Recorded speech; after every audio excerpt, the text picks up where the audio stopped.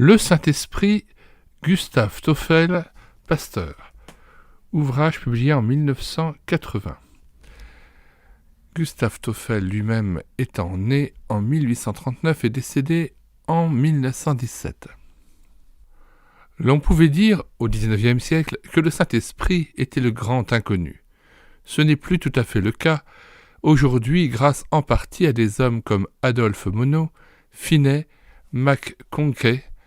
et d'autres qui ont utilement attiré l'attention des croyants sur l'importance de sa personne et de son action. Parmi les ouvrages consacrés à ce thème, celui de Gustave Toffel se recommande par sa chaleur, son équilibre, sa fidélité biblique. Successivement, l'auteur aborde le rôle du Saint-Esprit dans la vie de notre Sauveur, dans l'inspiration de la Bible, dans l'expérience du croyant, dans la vie de l'Église. À notre époque où des idées confuses ou même erronées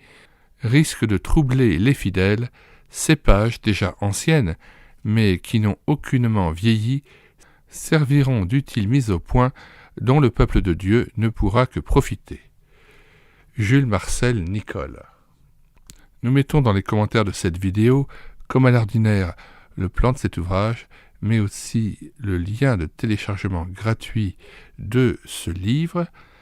téléchargement qui se fera à partir du site internet médiathèquechrétienne.fr, site que j'ai créé en synergie avec cette chaîne YouTube Elle écouter sa parole, afin d'assurer la réédition numérique des ouvrages chrétiens épuisés et non réédités. Nous vous invitons donc à vous rendre sur le site internet médiathèquechrétienne.fr afin de voir sur la page d'accueil, en partie livres, l'ensemble des ouvrages, plus de 700 déjà, que nous avons numérisés et mis à votre disposition. Vous verrez aussi les dizaines d'auteurs dont nous avons pu préserver les ouvrages, que ce soit des ouvrages d'Alfred Kuhn, d'André Adoul, de René Pache, de Maurice Ray et de bien d'autres encore, qui n'étaient plus disponibles en librairie et qui dorénavant, par le biais de la numérisation, peuvent à nouveau être téléchargés partout dans le monde, dans la francophonie, et je me réjouis du fait que lorsque je regarde l'historique des téléchargements qui sont faits, il y a des téléchargements dans la plupart des continents du monde, que ce soit en Afrique, en Asie, en Amérique du Sud, aux États-Unis, au Canada, en Europe, dans plusieurs pays. Je ne pensais pas que ça puisse avoir un tel impact, mais finalement, ce site internet permet vraiment de communiquer à une grande échelle tous ces ouvrages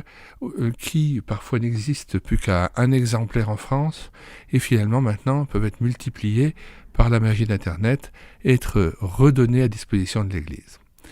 Nous vous disons au revoir et à bientôt en vous invitant à vous abonner à cette chaîne YouTube Elle écoutait sa parole afin de connaître les audiobooks que nous prenons en charge, les cantiques que nous mettons en parole en vue d'une rétroprojection en assemblée, mais aussi les nouveaux ouvrages que nous présentons et qui sont régulièrement téléversés sur médiathèquechrétienne.fr.